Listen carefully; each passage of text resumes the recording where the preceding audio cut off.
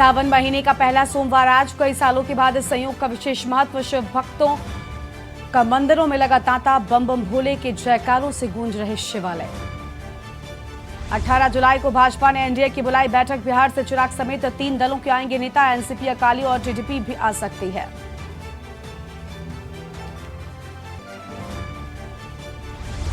उत्तर भारत में बाढ़, लैंडस्लाइड से 23 मौतें। देश में सामान्य से 2% ज्यादा बारिश। राजस्थान, एमपी समेत 25 राज्यों में आज भारी बारिश का अलर्ट। मणिपुर हिंसा पर सुप्रीम कोर्ट में सुनवाई आज। एक हफ्ते पहले मांगी थी स्टेटस रिपोर्ट। 3 मई से जारी हिंसा में अब तक 100 की मौत।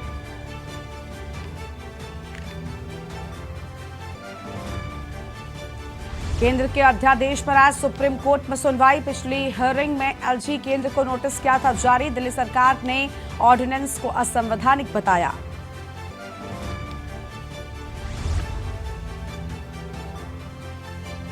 दिल्ली एलजीबी के सक्सेना ने गृह मंत्रालय को भेजा प्रस्ताव। क्राइम कंट्रोल के लिए राज्य में गुजरात जैसे कानून की मांग की है। आप देख रहे हैं के न्यूज, खबरों का सारथी।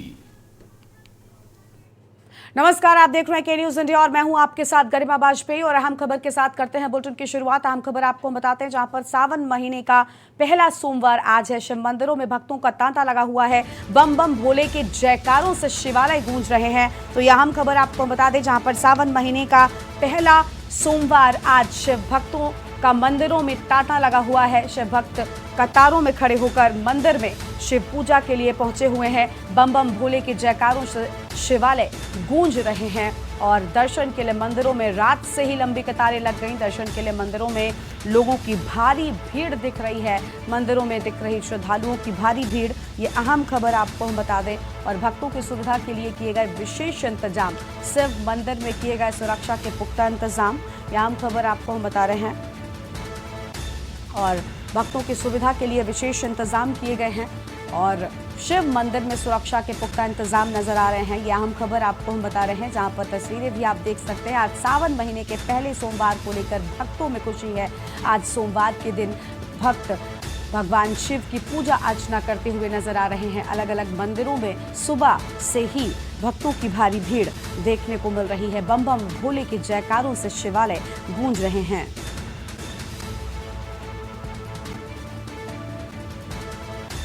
और यह आम खबर आपको हम बता दें, जहां पर दर्शन के लिए मंदिर में रात से ही लंबी कतारें लगी हुई हैं। यह आम खबर आपको हम बता दें, रात से ही लंबी कतारें, मंदिर में श्रद्धालुओं की भारी भीड़ देखने को मिल रही है। तो श्रद्धालुओं की भारी भीड़ मंदिरों में नजर आ रही है। भक्तों की सुविधा के लिए विशेष इंतजाम भी कर लिए गए हैं और सुरक्षा के लिहाज से भी यहाँ पर पुलिस बल की तैनाती की गई है। अलग अलग मंदिरों के बाहर पुलिस बल तैनात है। भारी भीड़ को देखते हुए यहाँ पर बैरिकेडिंग भी लगाई गई है। सावन महीने का आज पहला सोमवार है और भक्त बढ़ चढ़कर शिव आराधना करने के लिए मंदिर पहुंच रहे हैं। मंदिरों में भक्तों का तांता लगा हुआ है और जयकारों से यहाँ पर पूरा शिवालय गूंजता हुआ नजर आ रहा है। तो यह अहम खबर आपको हम बता दें, जहाँ पर दर्शन के लिए मंदिरों में रात से ही लंबी कतारें लगी हुई हैं। फिलहाल यह अहम खबर और लंबी कतारें लगी हुई हैं। भक्त आज भगवान शिव की पूजा करने के लिए मंदिर पहुंच रहे हैं और आज के दिन विशेष पूजा अर्चना का महत्व होता है। तो यह आम जानकारी आपको हम बता दें, जहां पर आज सावन का पहला सोमवार और पहले सोमवार पर ही भक्तों ने बढ़ चढ़कर सुबह से ही मंदिर जाना शुरू किया और दोपहर से ही मंदिरों में भक्तों की कतारें देखने को मिली हैं। भक्तों में आज पूजा को लेकर बेहद उत्साह, बेहद खुशी भी देखने को मिल रही है। शिव मंदिरों में भक्तों का तांता लगा हुआ है। तो शिव मंदिरों में भक्त आज पहुंच रहे हैं, दुग्धाभिषेक और जलाभिषेक करते हुए नजर आ रहे हैं। देश भर में आज सावन के पहले सोमवार को लेकर भक्तों में खुशी नजर आ रही है। तो आज सावन का पहला सोमवार और आज देश भर में भक्तों में साफ तौर पर खुशी नजर आ रही है। और अहम खबर आपको हम बता रहे हैं, जहां पर मंदिर में श्रद्धालुओं की, भक्तों की भारी भीड़ नजर आ रही है और भक्तों की सुविधा के लिए विशेष इंतजाम भी मंदिरों में कर लिए गए हैं। तो यह अहम खबर आपको हम बता रहे हैं। और शिव मंदिर में सुरक्षा के पुख्ता इंतजाम हैं। यह अहम खबर, जहां पर शिव मंदिर में सुरक्षा के पुख्ता इंतजाम किए गए हैं। सावन महीने के पहले सोमवार को लेकर भक्त बेहद खुश हैं। बम बम भोले के जयकारों से शिवालय गूंजते हुए नजर आ रहे हैं। चारों तरफ भगवान शिव की पूजा अर्चना हो रही है और बम बम भोले के जयकारे लगातार गूंज रहे हैं। लोग शिवलिंग पर जलाभिषेक और दुग्धाभिषेक करते हुए नजर आ रहे हैं। आज श्रद्धालु मंदिरों में सुबह से ही पहुंचना शुरू हो चुके हैं। और इसी खबर पर अलग अलग जगहों से हमारे संवाददाता जुड़ गए हैं। हमारे साथ सबसे पहले लखीमपुर से विनीत जुड़े हुए हैं। विनीत, लखीमपुर में भी हमने देखा कि आज भोर पहर से ही सावन के पहले सोमवार को लेकर भक्तों में खुशी है, उत्साह है, भक्त में पूरा माहौल नजर आ रहा है। मंदिरों के बाहर बताया जा रहा है कि भारी भीड़ भी देखने को मिल रही है भक्तों की। आज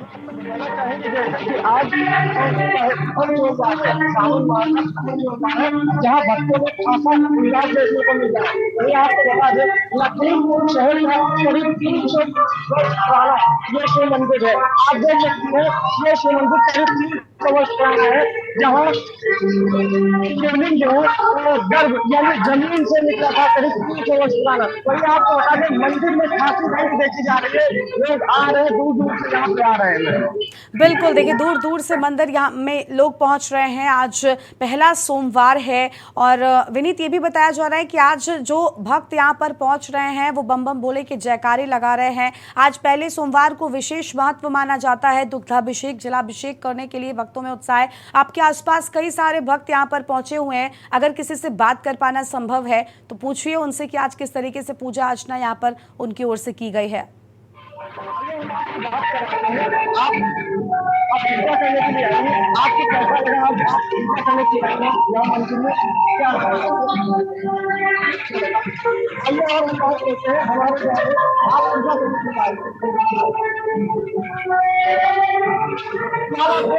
बिल्कुल, तो हम देख पा रहे हैं विनीत साफ तौर पर कि लोगों की भीड़ यहाँ पर है। और विनीत, हम ये भी जानना चाहेंगे कि किस तरीके के इंतजामात किए गए सुरक्षा के लिहाज से, क्या बैरिकेटिंग्स की गई हैं ताकि जो लोगों की भीड़ है उसको ठीक तरीके से मैनेज किया जा सके?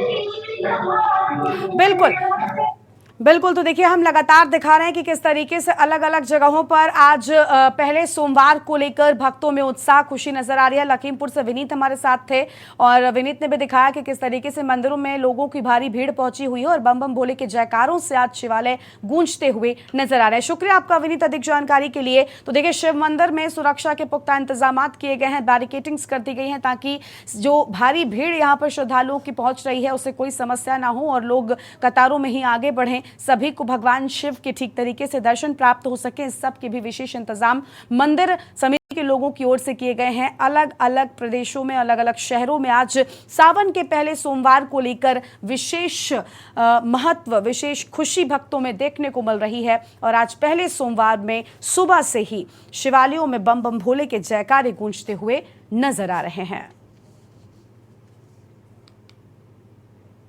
और अब आगे बढ़ते हैं खबरों की ओर। अगली खबर का रुख कर लेते हैं लखनऊ से, जहां पर बीजेपी के विस्तारकों की आज बड़ी बैठक होगी। बीजेपी प्रदेश कार्यालय में होगी बड़ी बैठक। अहम खबर आपको बता दें, जहां पर बड़ी बैठक होगी और अवध क्षेत्र के विस्तारकों की बैठक होगी। पीएम के भोपाल कार्यक्रम में गए थे सभी विस्तारक और महामंत्री संगठन धर्मपाल सिंह करेंगे बैठक। यह अहम जानकारी, जहां पर आज बड़ी बैठक होनी है। इस वक्त की बड़ी खबर आपको बता दें, आज बड़ी बैठक होनी है और पीएम के भोपाल कार्यक्रम में गए थे सभी विस्तारक। यह हम खबर आपको हम बता रहे हैं, सभी विस्तारक पीएम के भोपाल कार्यक्रम में गए थे और बीजेपी प्रदेश कार्यालय में आज बड़ी बैठक होगी। इस वक्त की अहम खबर आपको हम बता रहे हैं, जहां पर अवध क्षेत्र के विस्तारकों की आज बैठक। तो अवध क्षेत्र के विस्तारकों की आज अहम बैठक होगी कार्यालय में और पीएम के भोपाल कार्यक्रम में सभी विस्तारक गए थे। फिलहाल इस वक्त की ये बड़ी खबर आपको हम बता रहे हैं। महामंत्री संगठन धर्मपाल सिंह बैठक करेंगे, तो महामंत्री संगठन धर्मपाल सिंह करेंगे बैठक। फिलहाल ये आम खबर लखनऊ से है। बीजेपी के विस्तारकों की आज बड़ी बैठक होगी, तो बीजेपी के विस्तारकों की आज बड़ी बैठक होगी। बीजेपी प्रदेश कार्यालय में अहम बैठक होनी है। फिलहाल ये आम खबर आपको हम बता दें और बेहद अहम ये बैठक मानी जा रही है। अवध क्षेत्र के विस्तारकों की आज बैठक होगी, तो अवध क्षेत्र के सभी विस्तारकों की आज बीजेपी कार्यालय में अहम बैठक की बात सामने आ रही है। फिलहाल इस वक्त की अहम खबर आपको हम बता रहे हैं और बीजेपी प्रदेश कार्यालय में होगी अहम बैठक। अहम जानकारी आपको बता दें, जहां पर आज ये बड़ी बैठक अवध क्षेत्र के विस्तारकों की बीजेपी कार्यालय में ही होगी तो इसे बेहद अहम बैठक माना जा रहा है। और पीएम के भोपाल कार्यक्रम में गए थे सभी विस्तारक। तो पीएम के भोपाल कार्यक्रम में सभी विस्तारक गए थे। महामंत्री संगठन धर्मपाल सिंह बैठक करेंगे। फिलहाल ये बड़ी जानकारी आपको हम बता रहे हैं, जहां पर बैठक की बात सामने आई है। लखनऊ से खबर, बीजेपी के विस्तारकों की आज बड़ी बैठक। तो बीजेपी के विस्तारकों की आज बड़ी बैठक होगी, यह अहम खबर। और प्रदेश कार्यालय में होगी बड़ी बैठक। साथ ही आपको बता दें कि अवध क्षेत्र के विस्तारकों की बड़ी बैठक होनी है। फिलहाल इस वक्त की यह बड़ी जानकारी, जहां पर अवध क्षेत्र के विस्तारकों की आज बड़ी बैठक होगी और बीजेपी कार्यालय में ही ये बैठक होनी है। यह अहम जानकारी आपको हम लखनऊ से बता रहे हैं, जहां पर इस बैठक को बेहद अहम माना जा रहा है। अवध क्षेत्र के विस्तारकों की आज ये बेहद अहम बैठक। इसी खबर पर अधिक जानकारी के लिए हमारे साथ हमारे संवाददाता सतीश संगम जुड़ चुके हैं। सतीश, आज अवध क्षेत्र के विस्तारकों की बैठक है, क्या कुछ अहम इस बैठक में होने वाला है? किस मुद्दे पर चर्चा होगी, क्या जानकारी है आपके पास? बिल्कुल, देखिए कि बीजेपी दफ्तर में 11 बजे ये बैठक होना तय माना गया था। इसमें बीजेपी के प्रदेश अध्यक्ष, इसके अलावा संगठन मंत्री धर्मपाल सिंह वो भी इसमें शामिल होंगे। ऐसा माना जा रहा है कि जो विस्तार खासकर भोपाल में प्रधानमंत्री की एक चर्चा हुई थी हर बूथ पे स्तर पार्टी को मजबूत करने को लेकर, तो उस अभियान में ये जितने भी विस्तारक थे खासकर उत्तर प्रदेश से जो गए थे, उन लोगों को पार्टी दफ्तर में बुलाया गया। उसमें डिस्कशन किया जाएगा कि क्या कुछ चर्चाएं उनके डायरेक्टरी के जरिए किया गया था, उस पर विस्तार को लेकर, या अगर बात करें लोकसभा चुनाव को लेकर कैसे रणनीति बनाया जाए और खासकर बूथ स्तर पे कैसे लोगों से कनेक्ट हुआ जाए, उस पर भी चर्चा होनी है और दिशा निर्देश दिया जाएगा। हालांकि इस माध्यम के जरिए कहीं न कहीं पार्टी द्वारा जो योजनाएं हैं खासकर 9 साल के कार्यकाल को लेकर, या फिर जो कनेक्टिविटीज को लेकर तमाम तरह समुदाय हों या फिर अलग अलग कम्युनिटी के लोग हों या फिर अलग अलग सेक्टर्स के लोग हों, तो उसमें कैसे एक दूसरे से जुड़ाव बनाया जाए पार्टी के मजबूत करने को लेकर कहीं न कहीं उसको भी दिशा निर्देश दिया जाएगा। कल हमने देखा कि उत्तर प्रदेश के जितने भी प्रभारी हैं बनाए गए हैं, खासकर प्रांतीय अध्यक्ष थे उसमें और मंडल के अध्यक्ष थे, उनको लेकर कल बैठक बुलाई गई थी, जिसमें भूपेंद्र चौधरी खुद उसमें शामिल थे। आज एक तरह से जो बैठक बुलाई गई है वो भी अपने आप में अहम माना जा रहा है, क्योंकि चुनाव नजदीक है।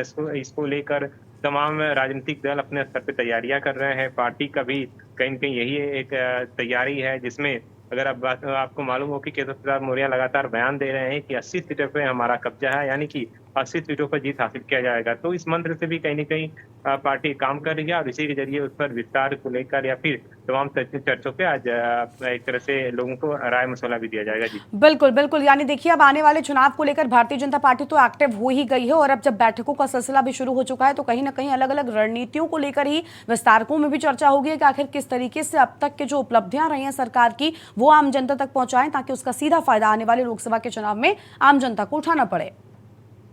हाँ, बिल्कुल साफ है, क्योंकि विस्तारक जैसे भी चर्चा होंगी, क्योंकि आप देखें कि जिस दिन भोपाल हमें मुख्य प्रधानमंत्री संबोधित कर रहे थे तो हर एक कार्यकर्ता से कहीं न कहीं कनेक्ट थे। वो सीधे तौर पे कहते कि आप एक तरह से अपने प्रोडक्ट के साथ आप काम करिए और किसी भी तरह की दिक्कत हो उसको डायरेक्टली हैंडल करेंगे।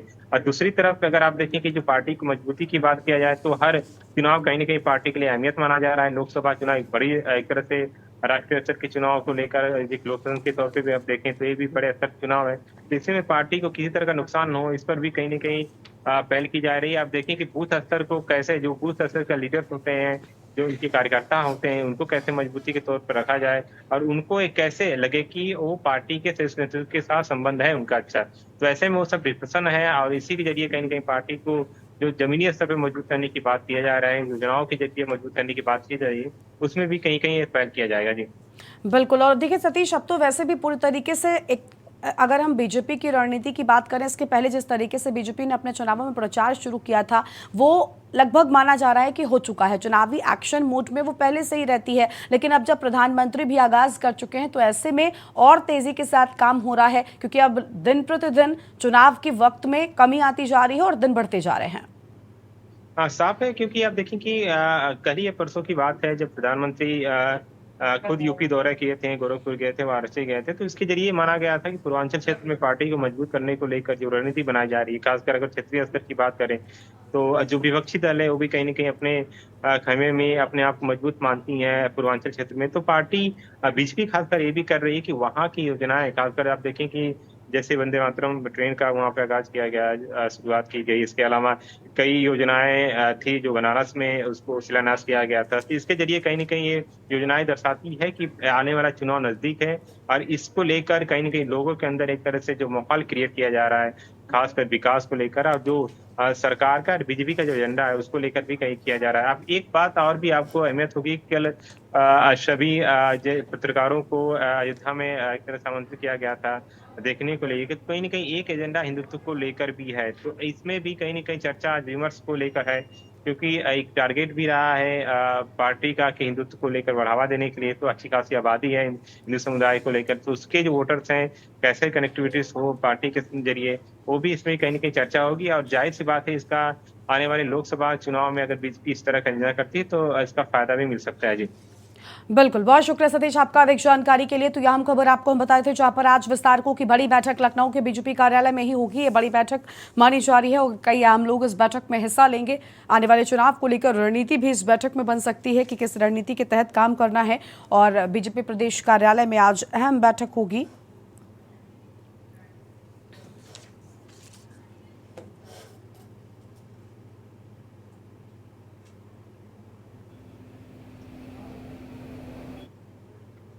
और आगे बढ़ते हैं खबरों की ओर। अगली खबर आपको हम दिल्ली से बताते हैं, जहां पर सीएम अरविंद केजरीवाल ने बैठक बुलाई है और सीएम केजरीवाल ने अफसरों को बैठक में बुलाया है। तो सीएम केजरीवाल ने अफसरों को बैठक में बुलाया। बारिश से यमुना के बढ़ते जलस्तर पर चर्चा की बात कही गई है। हथनीकुंड बैराज से छोड़ा गया 1 लाख क्यूसेक पानी। देखिए दिल्ली में लगातार किस तरीके से जलमग्न दिल्ली नजर आ रही है। अलग अलग सड़कों पर पानी भरा हुआ है और लगातार सोशल मीडिया पर दिल्ली के अलग अलग वीडियोज भी सामने आ रहे हैं। लेकिन अब जानकारी यह है कि अरविंद केजरीवाल ने बैठक बुलाई है और लगातार बढ़ रहे जलस्तर को लेकर बात की है अधिकारियों के साथ। अहम खबर सीएम अरविंद केजरीवाल ने बैठक बुलाई है। इस वक्त की अहम खबर आपको हम बता रहे हैं, अरविंद केजरीवाल की ओर से अहम बैठक बुलाई गई है। अफसरों को इस बैठक में बुलाया गया है ताकि बात की जा सके कि आखिर किस तरीके से समस्या से दिल्ली वालों को बचाया जाएगा। फिलहाल ये अहम खबर आपको हम बता रहे हैं, जहाँ पर हथनीकुंड बैराज से छोड़ा गया 1 लाख क्यूसेक पानी। तो 1 लाख क्यूसेक पानी छोड़ा गया है। फिलहाल ये आम खबर आपको हम बता रहे हैं और सीएम केजरीवाल ने अफसरों को बैठक में बुलाया है। तो सीएम केजरीवाल ने अफसरों को बैठक में बुलाया। इस वक्त की अहम जानकारी।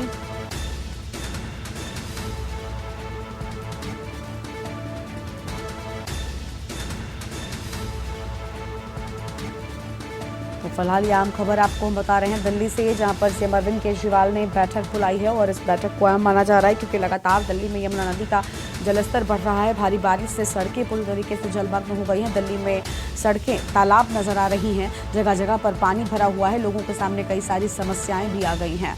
तो हथनीकुंड बैराज से 1 लाख क्यूसेक पानी छोड़े जाने की भी खबर है, जिसके बाद अब अफसरों की बैठक दिल्ली के मुख्यमंत्री अरविंद केजरीवाल की ओर से बुलाई गई है ताकि आम जनता को जल्द ही इस बाढ़ जैसे हालातों से राहत मिल सके। अब आगे बढ़ते हैं खबरों की ओर। अमरोहा से आम खबर आपको हम बताते हैं, जहां पर बिजली के पोल में चिंगारी के साथ फॉल्ट हो गया और कस्बे में लगातार हो रही बिजली के फॉल्ट। बिजली विभाग कर रहा है बड़े हादसे का इंतजार। नगर पालिका अध्यक्ष बने जानबूझकर अनजान। तो नगर पालिका अध्यक्ष जानबूझकर अनजान बने हुए हैं और पहले भी हो चुके फॉल्ट। रीडर्स ने अपनी जान बचाई थी और थाना बछरायू कस्बे का ये पूरा मामला बताया जा रहा है। तो नगर पालिका अध्यक्ष जानबूझकर अनजान बने हुए हैं और बिजली विभाग किसी बड़े हादसे का इंतजार कर रहा है। लगातार चिंगारियां उठती हैं पानी से और आपको बता दें कि नगर पालिका अध्यक्ष जानबूझकर इस पूरे मामले में अनजान बने हुए हैं। तस्वीर आप देख सकते हैं किस तरीके से यहाँ पर फॉल्ट होता है, जिससे आग लग जाने का भी खतरा बना रहता है। लेकिन बिजली विभाग के लोगों का इस ओर ध्यान नहीं है। थाना बछरायू कस्बे का ये पूरा मामला बताया जा रहा है। तो थाना बछरायू कस्बे का है ये पूरा मामला। फिलहाल इस वक्त की आम खबर आपको हम बता रहे हैं। तो ये आम जानकारी आपको बता दें, जहां पर कस्बे में लगातार बिजली के फॉल्ट हो रहे हैं और लोग परेशान हैं। फिलहाल ये अहम जानकारी आपको हम बता रहे हैं।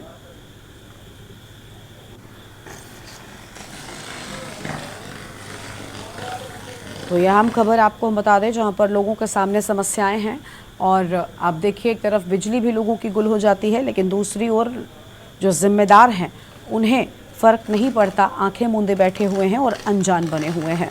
बिजली के फॉल्ट लगातार होते हैं। आप देखिए किस तरीके से चिंगारी उठती हुई यहाँ पर नज़र आ रही है। ऐसे में जो राहगीर इन सड़कों से गुजरते हैं उनके भी जान का खतरा बना रहता है।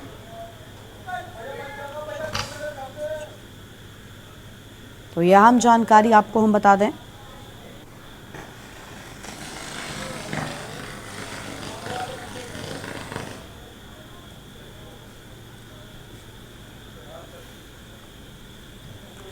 बिजली के पोल में चिंगारी के साथ यहां पर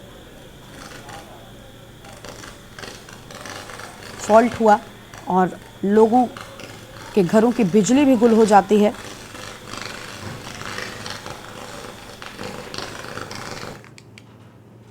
और अब आगे बढ़ते हैं खबरों की ओर। अगली खबर आपको हम बताते हैं हरियाणा से, जहां पर अहम खबर हरियाणा से सामने आई है।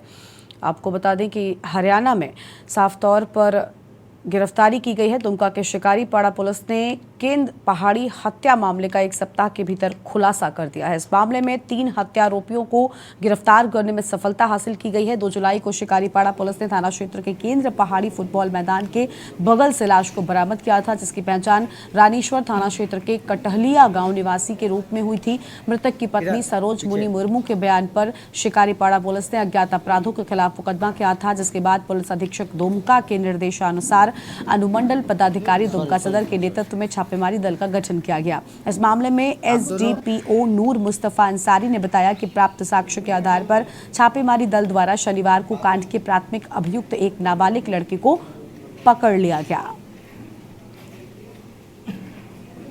शिकारीपाड़ा थाना क्षेत्र में है, उसमें जो है कि एक अज्ञात शव बरामद किया गया था और उसके बाद जो है कि रानेश्वर थाना क्षेत्र के सरोज मुनि मुर्मू है, उनके द्वारा उस शव की पहचान की गई कि वो हमारे पति हैं और उसी के आधार पर जो है कि कांड दर्ज किया गया। और उसके बाद पुलिस अधीक्षक महोदय के द्वारा उनके निर्देश पे एक टीम गठित करके हम लोग छापेमारी की, अनुसंधान की और अनुसंधान के क्रम में एक बालक को जो है कि निरुद्ध किया गया और उसी के स्वीकारोक्ति बयान के आधार पर अन्य 2 लोगों को गिरफ्तार किया गया। गांव मुनियारपुर में घास लेने के लिए खेत में जा रहे चाचा भतीजे की जोहड़ में डूबने से मौत हो गई है। तो वहीं जोहड़ में डूबने की सूचना मिलते ही पूरा गांव जोहड़ के पास इकट्ठा हो गया और गांव में मातम छा गया है। सूचना मिलते ही परिजन भी मौके पर पहुंचे और दोनों को जोहड़ में ढूंढने का प्रयास किया, लेकिन वो असफल रहे। इसके बाद यमुनानगर में एक गोताखोर को बुलाया गया। गोताखोर ने कड़ी मशक्कत के बाद जोहड़ से चाचा भतीजे के शव को बाहर निकाला है और परिजनों को सौंपा गया है। इसमें लगभग पूरे 3 घंटे तक ये यहाँ पर प्रोसेस चलता रहा। स्वास्थ्य विभाग और पुलिस विभाग की भी लापरवाही नजर आई है। स्वास्थ्य विभाग की एम्बुलेंस 3 घंटे तक मौके पर नहीं पहुंची, जिसके बाद पत्रकार माखन शर्मा ने एक शव को अपनी गाड़ी में मथाना सरकारी हॉस्पिटल में पहुंचाया है। ये घास काटने के लिए गए थे वहाँ पे गाँव में, तो अचानक से लड़के का पैर फिसला और अंदर गया। फिर उसका चाचा भी उसको बचाने के लिए आया तो वो भी साथ में डूब गया। तो जैसे कि रेस्क्यू टीम गोताखोर बुलाई यमुनानगर से आई थी, उनको आने में 2-2.5 घंटे लग गए। तो अब हॉस्पिटल में लेके आए थे और पत्रकार सर हमारे साथ हैं, वो अपनी गाड़ी में लेके आए थे एक डेड बॉडी को और एक डेड बॉडी एम्बुलेंस में आई थी। तो अभी यहाँ पर क्या बताया डॉक्टर ने? अब सर अब उनको डॉक्टरों ने तो मृत्यु घोषित कर दिया है, डेड बता दिया है। आपके कितनी उम्र थी इनकी दोनों की?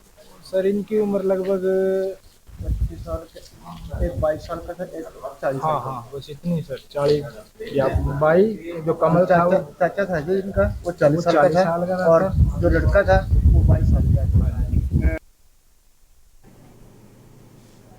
और इस बीच बड़ी खबर आपको हम दिल्ली से बताते हैं। तो अहम जानकारी दिल्ली से, जहां पर सीएम अरविंद केजरीवाल ने बैठक बुलाई है। दिल्ली से बड़ी खबर आपको बता रहे हैं और सीएम केजरीवाल ने अफसरों को बैठक में बुलाया है। तो दिल्ली के सीएम अरविंद केजरीवाल ने अफसरों को बैठक में बुलाया। फिलहाल ये आम जानकारी आपको बता रहे हैं। बारिश से यमुना के बढ़ते जलस्तर पर होगी चर्चा। अफसरों के साथ यमुना के बढ़ते जलस्तर को लेकर चर्चा करेंगे। हथनीकुंड बैराज से छोड़ा गया 1 लाख क्यूसेक पानी। तो हथनीकुंड बैराज से 1 लाख क्यूसेक पानी छोड़ा गया है। दिल्ली से खबर, सीएम अरविंद केजरीवाल ने अहम बैठक बुलाई है। तो यह अहम जानकारी आपको हम बता रहे हैं, जहां पर बैठक बुलाई गई है। सीएम केजरीवाल ने अफसरों को बैठक में बुलाया है।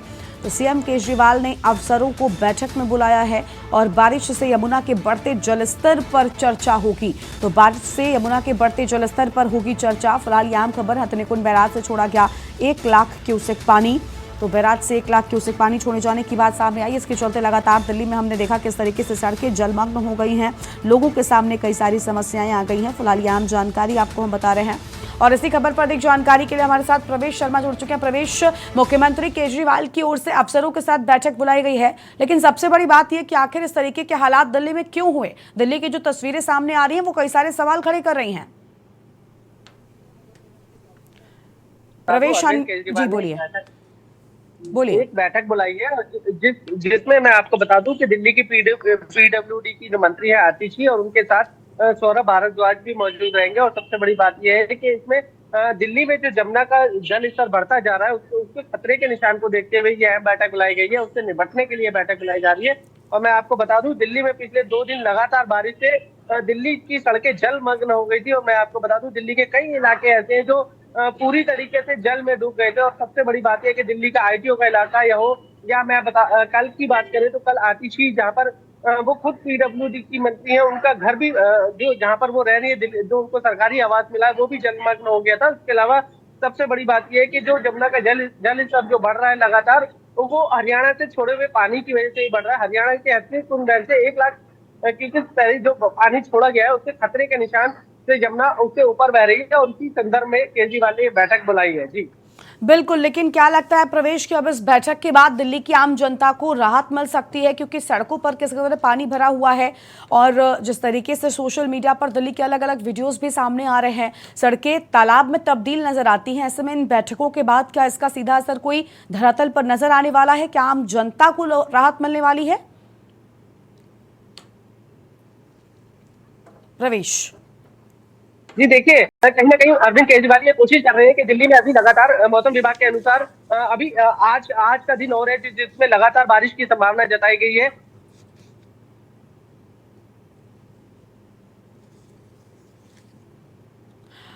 बिल्कुल, देखिए प्रवेश की आवाज हम तक नहीं पहुंच पा रही है। फिलहाल ये आम खबर आपको हम बता दें, जहां पर अब दिल्ली के मुख्यमंत्री अरविंद केजरीवाल ने अफसरों के साथ बैठक बुलाई है। हथनीकुंड बैराज से 1 लाख क्यूसेक पानी छोड़ा गया था, जिसके चलते यमुना का जलस्तर भी लगातार बढ़ गया है। लेकिन लगातार हो रही बारिश से सड़कों पर भी पानी भरा हुआ है, नदी नाले पूरी तरीके से चोक हो चुके हैं और जिसके चलते दिल्ली की जनता के सामने समस्याएं बहुत हो गई हैं। राजधानी दिल्ली में जो तस्वीरें सामने आई वो भी बेहद परेशान कर देने वाली हैं। लोग अपने घरों से नहीं निकल पा रहे हैं क्योंकि सड़कें पूरी तरीके से पानी में भरी हुई हैं और लोगों के सामने बड़ी समस्याएं आ गई हैं। तो यह हम खबर आपको हम बता दें, बारिश से एक तरफ जहां यमुना का जलस्तर बढ़ गया तो वहीं दूसरी ओर इस भारी बारिश के चलते सड़कों पर भी पानी भर गया है।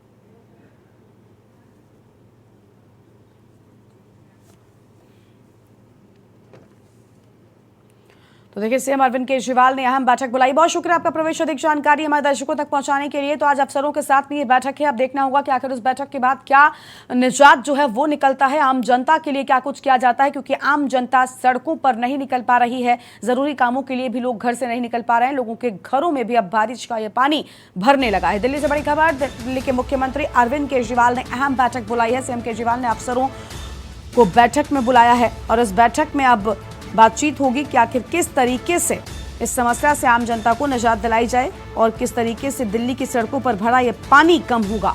तो हथनीकुंड बैराज से भी देखिए 1 लाख क्यूसेक पानी छोड़े जाने की बात सामने आई है। अफसरों को बैठक में बुलाया है दिल्ली के मुख्यमंत्री ने और इस बैठक के बाद क्या कुछ हल निकलता है ये बेहद अहम होगा। दिल्ली के मुख्यमंत्री अरविंद केजरीवाल ने अफसरों के साथ बैठक बुलाई है। तो यह आम खबर आपको हम बता रहे हैं, दिल्ली से बारिश से यमुना के बढ़ते जलस्तर को लेकर एक तरफ बातचीत होगी, आखिर यमुना के आसपास बसे इलाकों को किस तरीके से बचाया जाए। हथनीकुंड बैराज से भी 1 लाख क्यूसेक पानी छोड़े जाने की बात कही गई है और लगातार हो रही भारी बारिश ने भी तांडव मचाया हुआ है। सड़कों पर बाढ़ जैसे हालात नजर आ रहे हैं। सीएम केजरीवाल ने अफसरों को बैठक में बुलाया है। तो यह आम खबर आपको हम बता रहे हैं, जहां पर बैठक में बुलाया गया है और बारिश से यमुना के बढ़ते जलस्तर को लेकर चर्चा होगी। हथनीकुंड बैराज से 1 लाख क्यूसेक पानी छोड़े जाने की बात भी कही गई है। हथनीकुंड बैराज से 1 लाख क्यूसेक पानी छोड़ा गया। फिलहाल ये आम खबर आपको हम बता रहे हैं, इस वक्त की अहम जानकारी, जहां पर सीएम अरविंद केजरीवाल ने बैठक बुलाई है और सीएम केजरीवाल ने अफसरों को बैठक में बुलाया है ताकि इनसे विस्तार से बातचीत की जा सके और यमुना के बढ़ते जलस्तर को लेकर चर्चा की जा सके। और आगे बढ़ेंगे खबरों की ओर। अगली खबर हरियाणा के शाहबाद से है, जहां पर पिछले कई दिनों से लगातार हो रही बारिश की वजह से मारकंडा नदी अपने उफान पर है। वहीं प्रशासन ने मारकंडा नदी में बढ़ते पानी को देखकर आसपास के गांवों में अलर्ट जारी कर दिया है और कुरुक्षेत्र में शाहबाद में आज सुबह मारकंडा नदी में 14,000 क्यूसेक पानी मापा गया। तो वहीं जिस प्रकार से लगातार हो रही बारिश के चलते शाम तक पानी और ज्यादा बढ़ सकता है। शाहबाद से गेज रीडर रविंद्र सिंह ने बताया कि जिस प्रकार बारिश हो रही है उससे मारकंडा नदी में और ज्यादा पानी आने की संभावना है। उन्होंने ये भी कहा कि जब पानी मापा गया तो 14,000 क्यूसेक पानी था। साथ ही उन्होंने कहा कि प्रशासन की तरफ से मारकंडा नदी में बढ़ते पानी को देखते हुए पहले ही आसपास के गाँव में अलर्ट जारी कर दिया गया है। तो अलर्ट जारी कर दिया गया है। मारकंडा नदी में लगातार पानी बढ़ रहा है, जिसके चलते एक तरफ जहां जलस्तर बढ़ा तो वहीं दूसरी ओर अब अलर्ट भी जारी कर दिया गया है। और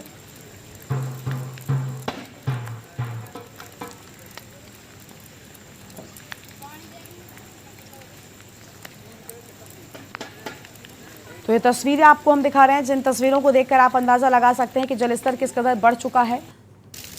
और शाहबाद में मारकंडा नदी पूरी तरीके से उफान पर नजर आ रही है। तो कुरुक्षेत्र से खबर, आसपास के गांवों को लेकर अलर्ट भी जारी कर दिया गया है। गांव वालों से को किनारे से दूर रहने के लिए चेतावनी भी दी गई है। शाहबाद में मारकंडा नदी अपने उफान पर है। आसपास के गांवों में अलर्ट जारी कर दिया गया है। ये तस्वीरें आप देखिए, जहां पर किस तरीके से पानी लगातार बढ़ता ही जा रहा है और शाहबाद में मारकंडा नदी अपने पूरे उफान पर नजर आ रही है। आसपास के गांवों को भी अलर्ट कर दिया गया है। और कुरुक्षेत्र से खबर, आसपास के गांवों को अलर्ट किया गया। 14,000 क्यूसेक पहुंचा मारकंडा नदी में पानी। 8 बजे अभी मैंने फरमाइश की थी कि मारकंडा नदी में इस टाइम 14,000 क्यूसेक पानी चल रहा है, जो 8.5 फुट के करीब है। और मैं पहले प्रशासन की तरफ से भी पहले ही मतलब कि आसपास के गांव को पहले अलर्ट कर दिया गया था कि मारकंडा नदी के पास ना जाएं और जो मतलब कि अपना जो कि सामान वगैरह है अपने उसको बचाव के साथ रखें। और मैं भी अपना ये प्रशासन की तरफ से ये कहना चाहूँगा कि जो आसपास के गांव हैं, गांव जो मारकंडा नदी में सटे हुए हैं, उनसे यही कहूँगा कि मैं मारकंडा नदी के पास ना जाएं और लोगों और बच्चों को मारकंडा नदी से दूर। यमुनानगर के कस्बा सढ़ौरा में बस स्टैंड चौक के पास स्थित एक लोहे के बिजली के खंभे के पास से गोवंश को करंट लग गया। स्थानीय लोगों की मदद से गोवंश को बचा लिया गया, लेकिन ये बिजली का खंभा किसी के लिए भी जानलेवा साबित हो सकता है। आपको बता दें कि स्थानीय दुकानदार संजय साहनी ने बताया कि कस्बा सढ़ौरा में कई जगह पर लोहे के खंभे लगे हुए हैं, जिनमें बरसात के दिनों में करंट लगने का खतरा बना रहता है। सरकार ने इन लोहे के खंभों को बदलने के लिए आदेश जारी किए ताकि बरसात के दिनों में इनमें करंट लग जाने का खतरा ना रहे।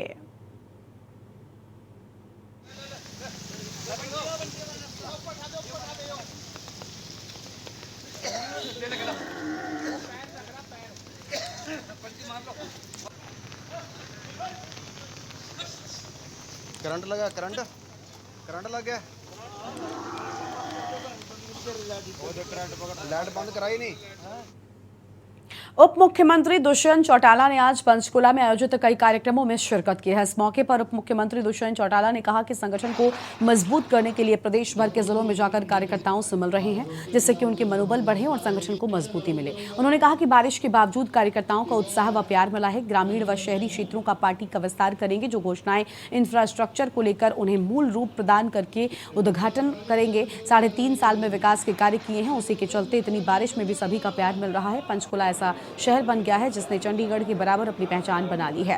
दिल्ली के मुख्यमंत्री अरविंद केजरीवाल व पंजाब के मुख्यमंत्री भगवंत मान के द्वारा बिजली कैंपेन के बारे में बोलते हुए मुख्यमंत्री ने कहा कि पंजाब सरकार को पंजाब में पहले बिजली व्यवस्था को सुधारना चाहिए।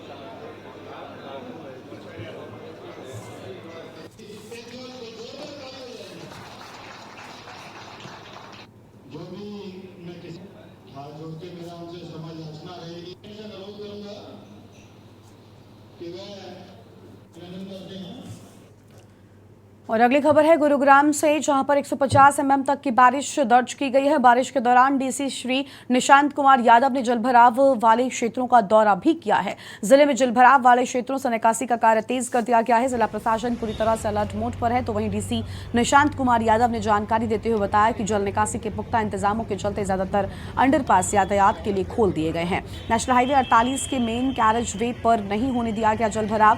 यातायात भी सुचारू ढंग से जारी है। जलभराव की समस्या से निपटने के लिए जिला प्रशासन ने पहले ही 114 क्रिटिकल पॉइंट्स की पहचान कर 16 जगहों पर आपको बता दें कि अलर्ट रहने की बात कही है।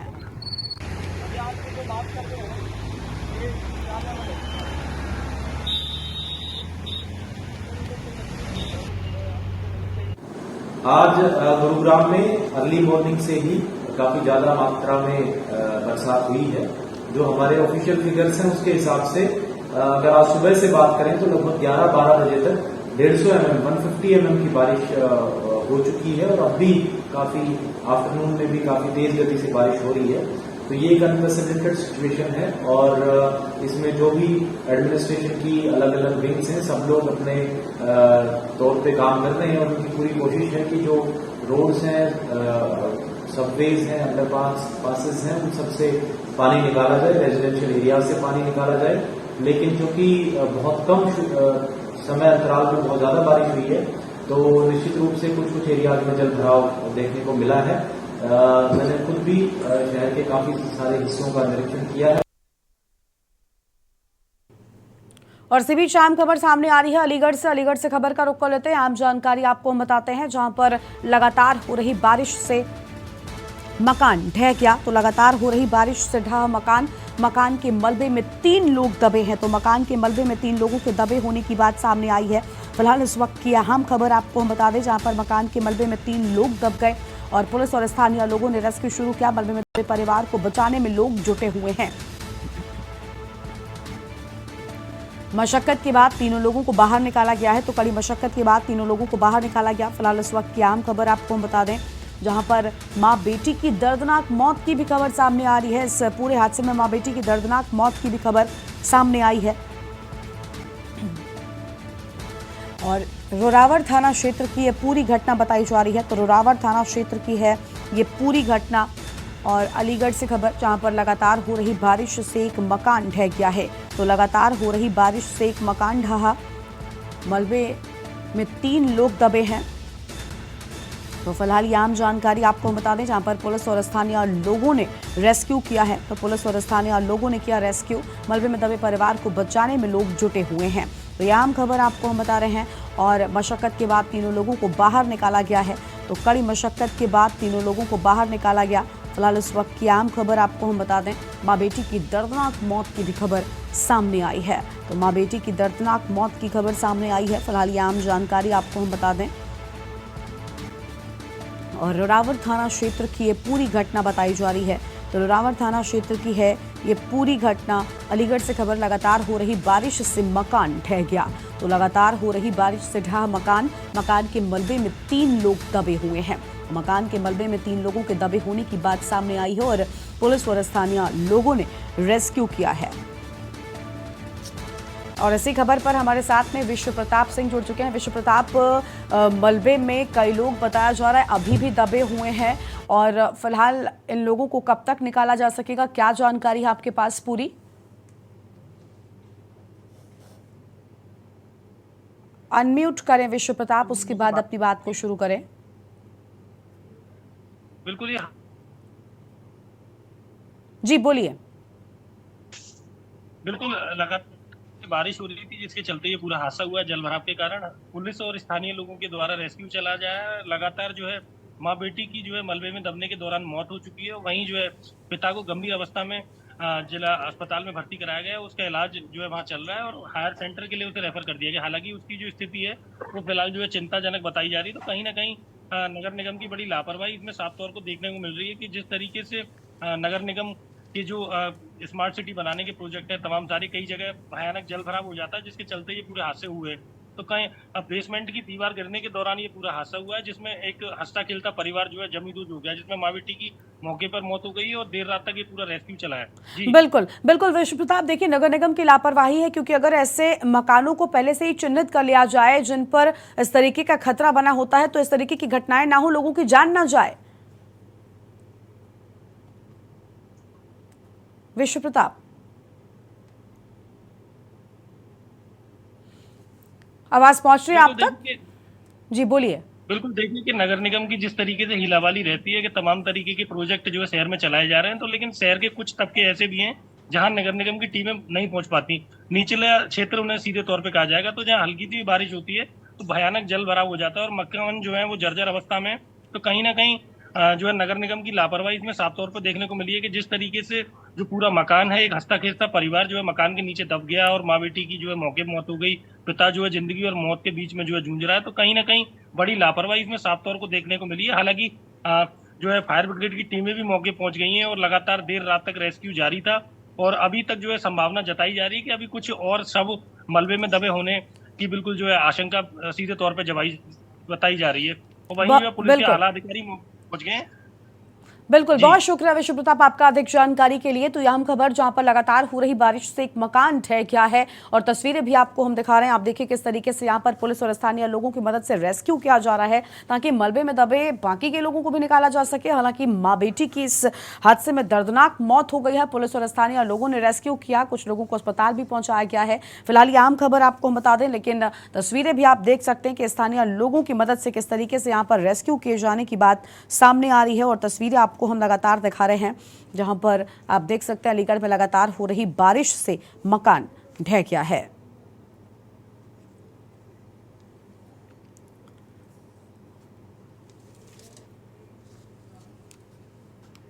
और फिलहाल यहां पर रुकते एक छोटे से ब्रेक के लिए, जल्द लौटेंगे। आप देख रहे हैं के न्यूज, खबरों का सारथी। ब्रेक के बाद आप सभी का स्वागत है और इस बीच एक अहम खबर मेरठ से सामने आ रही है। मेरठ से खबर का रुख कर लेते हैं, जहां पर पीएससी में तैनात सिपाही ने जहर खाकर अपनी जान दे दी है। मेरठ से अहम खबर आपको हम बता दें, जहां पर 44वीं वाहिनी के ग्राउंड में पड़ा मिला सिपाही का शव। तो सिपाही का शव पड़ा मिला है और साथियों ने नजदीकी अस्पताल में भर्ती करवाया है। फिलहाल उस वक्त की यह अहम खबर आपको हम बता रहे हैं, जहां पर डॉक्टरों ने सिपाही को मृत घोषित कर दिया है। तो इस वक्त की आम जानकारी, जहां पर डॉक्टरों ने सिपाही को मृत घोषित कर दिया है। और मेरठ से खबर, पीएससी में तैनात सिपाही ने जहर खाकर अपनी जान दे दी। 44वीं वाहिनी के ग्राउंड में सिपाही का शव पड़ा मिला। फिलहाल इस वक्त की आम जानकारी आपको हम बता रहे हैं, जहां पर साथियों ने नजदीकी अस्पताल में भर्ती करवाया है और डॉक्टरों ने सिपाही को मृत घोषित कर दिया है। फिलहाल ये बड़ी जानकारी आपको हम बता दें, जहां पर डॉक्टर्स की ओर से सिपाही को मृत घोषित किया गया और 44वीं वाहिनी में तैनात सिपाही ने जहर खाकर जान दी। साल 2021 में पीएससी में भर्ती हुआ था सिपाही। मेरठ से फिलहाल ये खबर आपको हम बता दें। और शामली जिले के कस्बा कांधला का रहने वाला था सिपाही दीपक। तो सिपाही दीपक कांधला का रहने वाला था। पुलिस ने शव को पोस्टमार्टम कराकर परिजनों को सुपुर्द कर दिया है। फिलहाल ये आम जानकारी आपको हम बता रहे हैं, जहां पर परिजनों के सुपुर्द किया गया शव और जहर खाकर सिपाही ने अपनी जान दे दी। शामली जिले के कस्बा कांधला का रहने वाला था सिपाही दीपक। तो कांधला का रहने वाला था सिपाही दीपक। फिलहाल ये आम खबर आपको हम बता रहे हैं।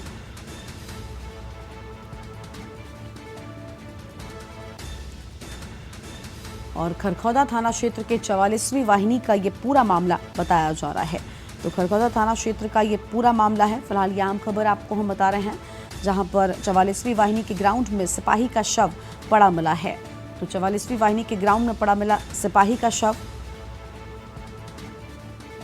और साथियों ने सूचना दी है। डॉक्टर्स ने सिपाही को मृत घोषित कर दिया है। जहर खाकर सिपाही ने अपनी जान दी और 44वीं वाहिनी में तैनात था 24 वर्षीय सिपाही दीपक। फिलहाल ये अहम जानकारी आपको हम बता रहे हैं। 2021 में पीएससी में सिपाही भर्ती हुआ था।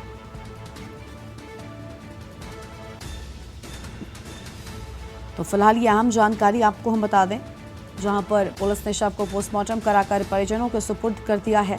यह अहम खबर आपको हम बता रहे हैं। और 2021 में पीएससी में सिपाही भर्ती हुआ था। तो फिलहाल इस वक्त की बड़ी जानकारी, जहां पर शामली जिले के कस्बा कांधला का रहने वाला था सिपाही दीपक। तो कस्बा कांधला का रहने वाला था सिपाही दीपक। यह आम जानकारी आपको हम बता रहे हैं। और खरखौदा थाना क्षेत्र की 44वीं वाहिनी का ये पूरा मामला बताया जा रहा है। मेरठ से खबर, पीएसी में तैनात सिपाही ने जहर खाकर अपनी जान दी है। तो यह आम जानकारी आपको हम बता दें, जहां पर साथियों ने नजदीकी अस्पताल में भर्ती करवाया। जहर खाकर सिपाही ने अपनी जान दे दी। डॉक्टरों ने सिपाही को मृत घोषित कर दिया और ग्राउंड में सिपाही का शव पड़ा हुआ मिला था। फिलहाल यह अहम खबर आपको हम बता रहे हैं।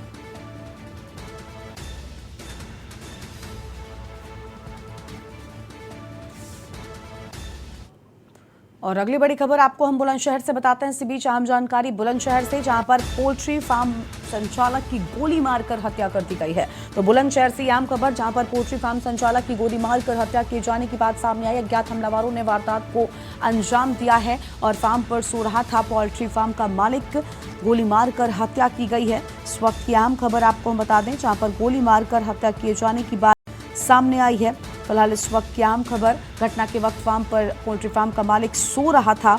यह अहम जानकारी आपको हम बता रहे हैं, जहां पर मृतक का बेटा भी फार्म पर ही मौजूद था। तो इस वक्त की अहम खबर आपको हम बता रहे हैं, जहां पर फार्म पर ही मौजूद था। बहन के गांव में पोल्ट्री फार्म चलाता था कौशलेंद्र, और यहां पर गोली मारकर हत्या किए जाने की बात कही गई है। इस वक्त की अहम जानकारी आपको हम बता रहे हैं, जहां पर गोली मारकर हत्या कर दी गई। बुलंदशहर से खबर, पोल्ट्री फार्म संचालक की गोली मारकर हत्या की गई है। तो पोल्ट्री फार्म संचालक की गोली मारकर हत्या किए जाने की बात कही गई। इस वक्त की अहम जानकारी आपको हम बता दें।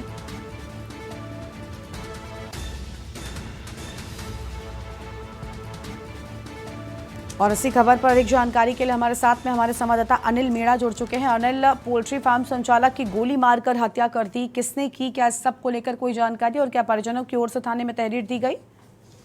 जी देखिए, बिल्कुल मैं आपको बता दूं, जनता प्लान थाना क्षेत्र के खुर्द गांव का मामला है, जहां जो अगर बात की जाए तो मृतक है वो खेत पर बहन के रहता था। गांव में ही एक पोल्ट्री फार्म का काम करता था, जिसमें कि वो अपने खेत फार्म पर सो रहा था और उसे बताया जा रहा है कि उसका बेटा भी उसके साथ सो रहा था। तो देर रात करीब बताया जा रहा है 4 अज्ञात हमलावरों ने गोली से हमला कर दिया है, और जिसमें जो पोल्ट्री फार्म हाउस का जो लगा उसकी मौत हो गई है। हालांकि बात की जाए, बेटे के लिए हल्के से गोली लगी है, लेकिन उसको मेडिकल के लिए भेज दिया गया है। अगर बात की जाए तो घटना की सूचना पाकर वहाँ थाना पुलिस और क्षेत्राधिकारी खुर्जा मौके पर पहुंच चुके हैं और तमाम घटना के पहलुओं पर जांच कर रहे हैं। हालांकि जो पुलिस का कहना है, पुलिस ये कह रही है जांच की जा रही है, लेकिन अभी पुलिस ने कोई इस तरह का बयान नहीं दिया है जिससे कि ये पता चल सके कि घटना आगे का कारण और क्या कारण है। लेकिन पुलिस का कहना है कि जल्दी ही खुलासा कर लिया जाएगा। लेकिन अगर जिस तरह से घटना अज्ञात हमलावरों ने जिस तरह से गोली मारकर पोल्ट्री फार्म हाउस के संचालक की जिस तरह हत्या की है, उसको लेकर गाँव में दहशत का माहौल है। और जो अपनी बहन जो फार्म हाउस है वो अपनी बहन के यहाँ गाँव में जो मुर्गा फार्म कह देते हैं जी। ठीक है, बहुत शुक्रिया अनिल आपका अधिक जानकारी के लिए। तो देखिए, पोल्ट्री फार्म पर सो रहा था पोल्ट्री फार्म का मालिक और यहीं पर गोली मारकर हत्या किए जाने की बात सामने आई है। पोल्ट्री फार्म संचालक की गोली मारकर हत्या कर दी गई है। यह अहम खबर आपको हम बता रहे हैं। गोली मारकर हत्या किए जाने की बात, अज्ञात हमलावरों ने वारदात को अंजाम दिया था। तो अज्ञात हमलावरों की ओर से वारदात को अंजाम दिया गया था। फिलहाल यह अहम खबर आपको हम बता रहे हैं। पोल्ट्री फार्म पर सो रहा था पोल्ट्री फार्म का मालिक। अहम खबर आपको हम बता दें, पोल्ट्री फार्म का मालिक फार्म पर ही सो रहा था। उस दौरान ही इस वारदात को अंजाम दिया गया और गोली मारकर हत्या कर दी गई है। तो गोली मारकर हत्या किए जाने की बात कही गई। फिलहाल इस वक्त की अहम खबर आपको हम बता रहे हैं। तो यह अहम जानकारी, जहां पर हत्या कर दी गई गोली मारकर, और यही पोल्ट्री फार्म पर ही संचालक सो रहा था, लेकिन इस दौरान ही अज्ञात हमलावरों ने गोली मारकर हत्या कर दी है। तो यह हम जानकारी आपको हम बता रहे हैं। पोल्ट्री फार्म संचालक की गोली मारकर हत्या किए जाने की बात सामने आई है। तो गोली मारकर हत्या किए जाने की बात सामने आई और अज्ञात हमलावरों ने वारदात को अंजाम दिया है।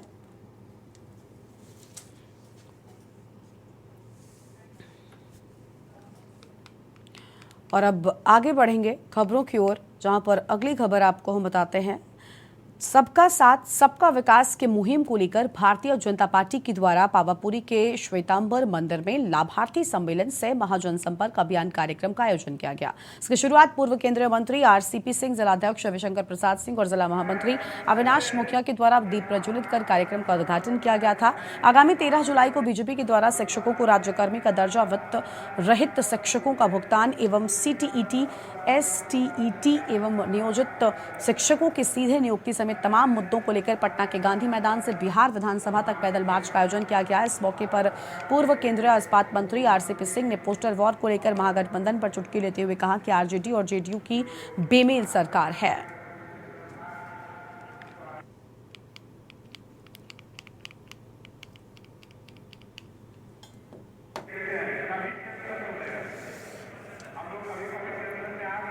जेडी का और जेडीयू के जो कार्यकर्ता हैं उनमें कभी जो है ना उनका मेल नहीं हो सकता।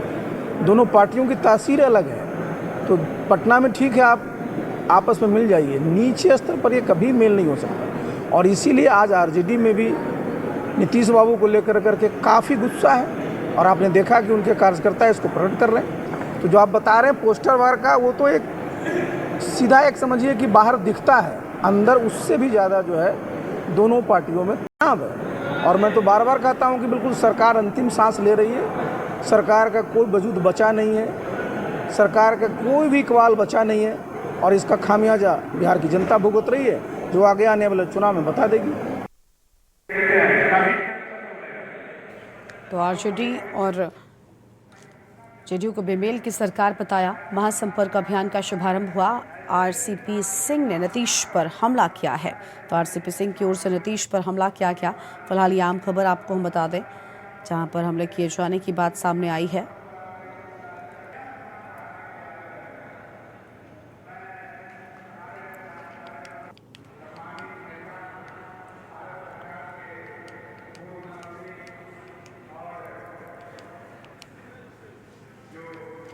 जब मैं बिहार फर्स्ट और बिहारी फर्स्ट की बात करता हूं तो बिहार के मुख्यमंत्री नीतीश कुमार को गुस्सा आता है। अगले साल लोकसभा और 2025 में विधानसभा का चुनाव होना है। दोनों चुनाव निर्धारण करेंगे कि बिहार का 5 साल का भविष्य। उक्त बातें जिला मुख्यालय स्थित गांधी इंटर विद्यालय के मैदान में जनसंवाद कार्यक्रम में नवादा पहुंचे लोजपा आर के राष्ट्रीय अध्यक्ष सह जमुई के सांसद चिराग पासवान ने अपने संबोधन में कही। मंच की अध्यक्षता जिला अध्यक्ष मनोज कुमार और संचालन जिला उपाध्यक्ष डॉक्टर आरपी साहू ने किया। तो वहीं जिला प्रभारी ई रमेश कुमार ने चांदी का मुकुट पहनाकर शॉल देकर राष्ट्रीय अध्यक्ष का स्वागत किया। वहीं युवा राष्ट्रीय अध्यक्ष ने चिराग पासवान को तलवार भेंट की है। कार्यक्रम की शुरुआत स्वर्गीय रामविलास पासवान के चित्र पर माल्यार्पण करते हुए सांसद श्री पासवान ने कहा कि जिन लोगों ने हम लोगों को आगे बढ़ने से रोका है और बिहार के विकास को रोकने का काम किया है, उन लोगों को आने वाले चुनाव में बिहार की जनता जवाब देकर बिहार फर्स्ट और बिहारी फर्स्ट बनाएंगे।